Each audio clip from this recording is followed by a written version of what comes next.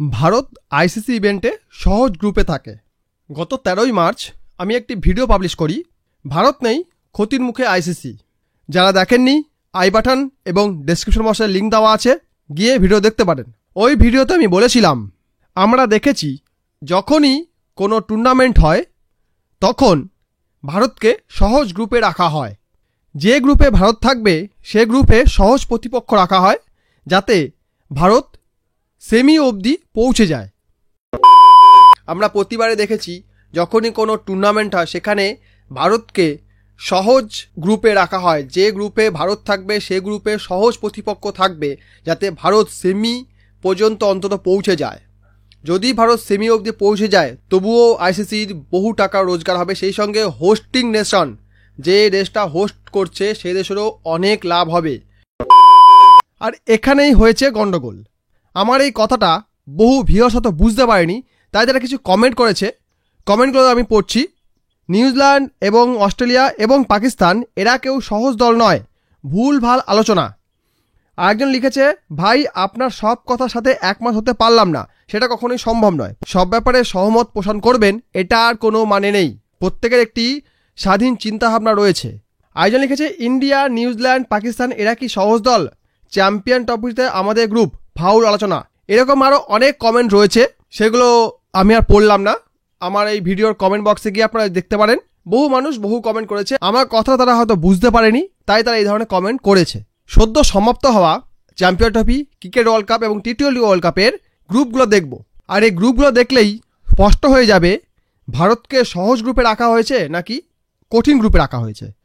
Champion trophy যেটা শেষ হলো সেখানে দুটো গ্রুপ ছিল, এ গ্রুপ বি গ্রুপ, টোটাল 8টা দল। সেখানে এ গ্রুপে ছিল কে, ভারত ছিল, নিউজিল্যান্ড ছিল, পাকিস্তান ছিল, বাংলাদেশ ছিল। বি গ্রুপে কে ছিল Australia, England, south Africa, Afghanistan. এখন ইন্ডিয়া নিউজিল্যান্ড তো সেমি অবধি যাবেই, এটা তো সকলে জানে, কারণ নিউজিল্যান্ড একটি কঠিন প্রতিপক্ষ, অবশ্যই নিঃসন্দেহে কঠিন প্রতিপক্ষ। সেই সঙ্গে পাকিস্তান, বাংলাদেশকে আমি টিম হিসাবে ধরি না, আর পাকিস্তানের অবস্থা থইবচ। পাকিস্তান নিজের মাটিতে খেললে জিতে যায় কিন্তু বাইরে এলে হেরে যায়। আর দুবাইয়ের পিচ, আর খেলাটা দুবাইতেই হবে সে সকলেই জানতো, কারণ ভারত হাইব্রিড মডেলই চাইবে, ভারত কখনোই পাকিস্তানে গিয়ে খেলবে না, এটা প্রত্যেকে জানতো, পুরো ক্রিকেট বিশ্ব জানতো যে ভারত কখনোই পাকিস্তানে গিয়ে খেলবে না। 2008 সালের পর থেকে ভারত কোনো পাকিস্তান ট্যুর করেনি, কাজেই খেলাটা যে বাইরেই হবে সেটা প্রত্যেকে জানতো এবং সেইভাবে গ্রুপটা বানানো হয়েছে এবং চেষ্টা করা হয়েছিল যাতে পাকিস্তান কোনোভাবে সেমি অবধি পৌঁছে যায়। কারণ ভারত যদি দুটো ম্যাচ জিতে যায়, কোনো কারণে বাংলাদেশ এবং পাকিস্তানকে হারিয়ে দেয়, যেটা অনায়াসে হারিয়ে দেবে, সে সেমি অবধি চলে গেল। সেই সঙ্গে পাকিস্তান যদি নিউজিল্যান্ড এবং বাংলাদেশ হারিয়ে দিত তাহলে সেও চলে যেত। কিন্তু যেমন হওয়ার তেমনই হয়েছে, পাকিস্তান এবং বাংলাদেশ ক্রিকেট খেলতে জানে না, তাই তারা খেলতে পারেনি। একসময় পাকিস্তান খেলতে পারতো, অবশ্যই পারতো, কিন্তু তারপরে আমরা দেখেছি পাকিস্তানের ক্রমাগত অবনতি ঘটেছে। চ্যাম্পিয়ন ট্রফিতে গতবার 2017 সালে যখন শেষ আসর বসেছিল সেখানে ভারত ফাইনালে পাকিস্তানের কাছে হেরে গিয়েছিল এবং পাকিস্তান ওই সিজনেও দুর্দান্ত খেলেছিল, আনবিটেন ছিল এবং ভারতও কিন্তু আনবিটেন থাকতো যদি না ফাইনালে তারা হারতো। সেখানে পাকিস্তান একটি ছন্দে ছিল এবং ভারত তারা একটি বড় মার্জিন দিয়েছিল চেস করার জন্য, যেটা চেস করতে ভারত পারেনি এবং ম্যাচটা হেরে যায়। সেটা ক্রিকেটে হার জিত থাকবে এবং 1-2 ম্যাচ প্রত্যেকেই হারে, কারণ জিম্বাবুয়ে অস্ট্রেলিয়াকে হারিয়ে দেয়। তাহলে কি অস্ট্রেলিয়া ক্রিকেট খেলতে জানে না? যে টিমটা 10 আইসিসি ট্রফি জিতে বসে আছে। বি গ্রুপে কাকে রেখেছে? অস্ট্রেলিয়াকে রেখেছে, ইংল্যান্ডকে রেখেছে, সাউথ আফ্রিকা, আফগানিস্তান প্রত্যেকে টক্কর দিল। আফগানিস্তান সেই লেভেলে যায়নি যে কোনো একটা টুর্নামেন্টে সেমি অবধি পৌঁছে যাবে। এটা একটি টাফ, যদিও টি20তে তারা গিয়েছিল, বাট এটা খুবই টাফ। আর ইংল্যান্ড তো অবস্থা খুবই খারাপ হয়ে গেছে। সাউথ আফ্রিকা যেতে পারে এবং গিয়েছে, অস্ট্রেলিয়া তো অবশ্যই যাবে। তো ওই টিমে দেখুন ইংল্যান্ড ভালো টিম, আফগানিস্তান মোটামুটি ভালো টিম, সাউথ আফ্রিকা ভালো টিম, অস্ট্রেলিয়া ভালো টিম, এদের মধ্যে একটা টক্কর ছিল এবং শেষ অবধি আমরা দেখেছি এই গ্রুপটাতে কিন্তু কে ফাইনালে যাবে সেটা নিয়ে কিন্তু একটা ধোঁয়াশা ছিল। শেষ অবধি খেলাটা গেছে, শেষ অবধি ইন্টারেস্ট ছিল, কিন্তু এই গ্রুপে ভারত প্রথমেই চলে গিয়েছে, নিউজিল্যান্ড অনায়াসে চলে গিয়েছে এবং পাকিস্তান বাংলাদেশ ইনভ্যালিড হয়ে গেছে এবং লাস্ট যেটা খেলাটা হলো ভারতের সঙ্গে নিউজিল্যান্ডের খেলাটা, ওই খেলাটা ইনভ্যালিড হয়ে গিয়েছিল, মানে খেলাটা খেললেও হয় না খেললেও হয় এমন একটা ব্যাপার হয়ে গেছিল। এখন যদি আমরা দেখি টি20 ওয়ার্ল্ড কাপ যেটা এর আগে হয়েছে, সেখানে গ্রুপ ছিল কটা? 4টা। গ্রুপ স্টেজে গ্রুপ ছিল 4টা, group A, group B, group C, group D. Group এতে ইন্ডিয়া ছিল, ইউএসএ ছিল, পাকিস্তান ছিল, কানাডা ছিল, আয়ারল্যান্ড ছিল।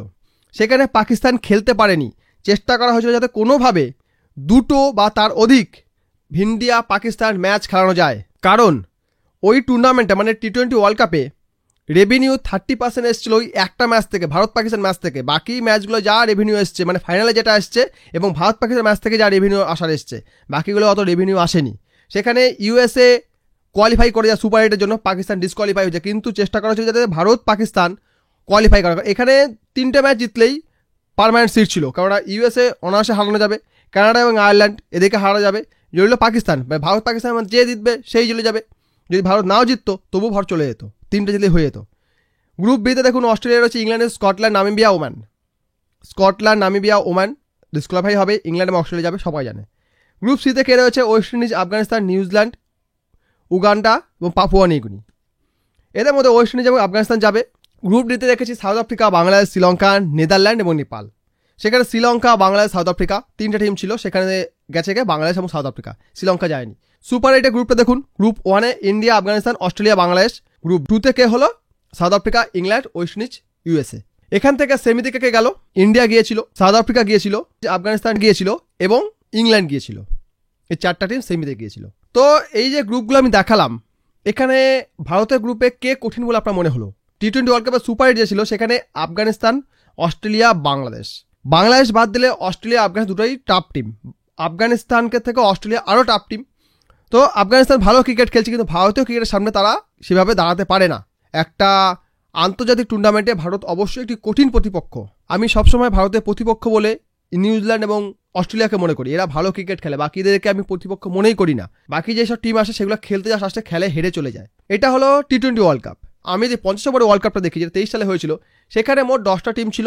আইপিএল এর সিস্টেমে হয়েছে, যে কোনো টিম যদি 5টা ম্যাচ জিতে যায় সে অনার্স সেমি অবধি কোয়ালিফাই করে যাবে। সেখানে সাউথ আফ্রিকা আছে, অস্ট্রেলিয়া আছে, নিউজিল্যান্ড আছে, টাফ টিম। ইংল্যান্ড তথৈবচ অবস্থা, তখনও ছিল। বাংলাদেশ, যদিও ইংল্যান্ড 19 সালে ক্রিকেট ওয়ার্ল্ড কাপ জিতেছিল সেটা দেশের মাটিতে, কিন্তু ইন্ডিয়াতে এসে তারা কিন্তু সেভাবে পারফরমেন্স করতে পারেনি। তারা 7th পজিশনে মনে হয় শেষ করেছিল। তো এখানে ভারত তো শ্রীলঙ্কাকে হারিয়েছে, নেদারল্যান্ড, ভারত যদি সবাইকে হারিয়েছিল, শ্রীলঙ্কা, নেদারল্যান্ড, বাংলাদেশ, আফগানিস্তান, পাকিস্তানকে তো কম বেশি হারিয়ে এসছে, প্রতিবারই হারিয়ে এসছে। আফগানিস্তান, পাকিস্তান 5টা টিম হারলেই ভারত অনায়াসে সেমি চলে গেল। তাহলে কোনটা টাফ রইল ভারতের জন্য? এখানে যদি সাউথ আফ্রিকা, অস্ট্রেলিয়া, নিউজিল্যান্ডকে নাও হারায় তবুও কিন্তু ভারত চলে যাচ্ছে। তো এখন যদি কেউ মনে করে ভারত কাপ জিতবে অথবা কাউকে হারাবে না, এটা কিন্তু হতে পারে না। সেটা নকআউট ম্যাচে গেলে টাফ টিম পড়বে, কিন্তু গ্রুপ স্টেজে সবসময় সহজ টিম থাকে। এটা সাউথ আফ্রিকা বলুন, নিউজিল্যান্ড বলুন, অস্ট্রেলিয়া বলুন, প্রত্যেকের সহজ গ্রুপ ছিল, কারণ এরা জানতো যে আমরাই শেষমেশ কোয়ালিফাই করবো, বাকিরা আমার সাথে টিকতে পারবে না। মেন 4টা টিম রয়েছে, south Africa, Bharat, Australia, New Zealand, এরাই হলো 4টা ক্রিকেটের টিম। বাকি টিমগুলো আসে, খেলে চলে যায়, এদের কোনো সেরকম ভূমিকা থাকে না, জাস্ট পার্টিসিপেন্ট হিসেবে ভূমিকা থাকে এদের। তো সেই কারণে আমি বলেছিলাম ভারতকে সবসময় সহজ গ্রুপে দেওয়া হয়, দেওয়ার চেষ্টা করা যাতে ভারত কোনোভাবে সেমি অবধি চলে যায়, কারণ ভারত যত বেশি খেলবে আইসিসি তত বেশি রেভিনিউ কমাবে। টোটাল রেভিনিউর প্রায় 40% কন্ট্রিবিউট করছে ভারত। এছাড়া যত স্পন্সরশিপ আসুক, যাই আসুক না, সেটা প্রত্যেকটাই কিন্তু ভারত থেকেই যায়। ভারতীয় অডিয়েন্সকে টার্গেট করেই কিন্তু পুরো স্টেডিয়ামকে সাজানো হয়। যে সকল কোম্পানি ভারতে ব্যবসা করছে সেই সকল কোম্পানির অ্যাডভাইস আমরা দেখতে পাই। আর ক্রিকেটটাকে প্রতিটা ব্যবসাদার, প্রতিটা বড় বড় কোম্পানি কিন্তু প্রমোশনে একটি বড় জায়গা বলে মনে করে, এবং সেখানে এক একটা অ্যাডের স্লট, 10 সেকেন্ডে অ্যাডের স্লট বিক্রি হচ্ছে 30 লক্ষ টাকা পর্যন্ত। তো ক্রিকেটটা এতটাই পপুলার, সেই কারণে ভারত সবসময় চেষ্টা করা হয় যে তারা যেন কোনোভাবে সেমি অবধি পৌঁছে যায়, পৌঁছে গেলে আমাদের রেভিনিউটা বেশি আসবে। এখন যদি অস্ট্রেলিয়া, সাউথ আফ্রিকা, নিউজিল্যান্ড বা টিমের মধ্যে ভারতকে ছেড়ে দেওয়া হয়, সেখানে ভারতের অবশ্যই কষ্ট হবে এবং চান্স থাকবে 50-50, ভারত কোয়ালিফাই করতেও পারে, নাও পারে। এরপর যতগুলো টুর্নামেন্ট হবে, টি-20 হোক, ওডিআই ওয়ার্ল্ড কাপ হোক, যাই হোক, চ্যাম্পিয়ন ট্রফি হোক, যাই হোক না কেন, তাতে যদি ভারতকে এই নিউজিল্যান্ড, সাউথ আফ্রিকা, অস্ট্রেলিয়ার সঙ্গে দেওয়া হয়, তাহলে কিন্তু ভারতের বেগ পেতে হবে। যে সকল ভিউয়ার্সরা আমাকে কমেন্ট করছো ভারতের প্রতিপক্ষ সহজ প্রতিপক্ষ নয়, যারা আন্তর্জাতিক মানে ম্যাচ খেলতে আসে তারা কেউই সহজ টিম নয়, কাউকে সহজভাবে নিলে সেই হারিয়ে চলে যাবে। কাজেই ভারতীয় টিম কাউকে সহজভাবে নেয় না এবং তারা সেখানে জয়লাভ করে, করুক, তারা করবে এইভাবে, তারা ভালো খেললে অবশ্যই জয়লাভ করবে। তাই বলে যেটা সত্যি সেটা বলতে বা সেটা স্বীকার করতে কোনো অসুবিধা থাকার কথা নয়। আমি মনে করব আমার ভিউয়ার্সরা যথেষ্ট ম্যাচিওর, তারা ঠিক ভুল বিচার করতে জানে। সকলে কাংলাদেশির মতো হয়েও না, কাংলারা যেমন অন্ধের মতো কাজ করে সেভাবে করো না। ঠিকটাকে ঠিক, ভুলটাকে ভুল বলতে শেখো। ভিডিও ভালো লাইক করবেন, কমেন্ট করবেন, শেয়ার করে চ্যানেল নতুন সাবস্ক্রাইব করবেন। ভিডিও দেখার জন্য অসংখ্য ধন্যবাদ।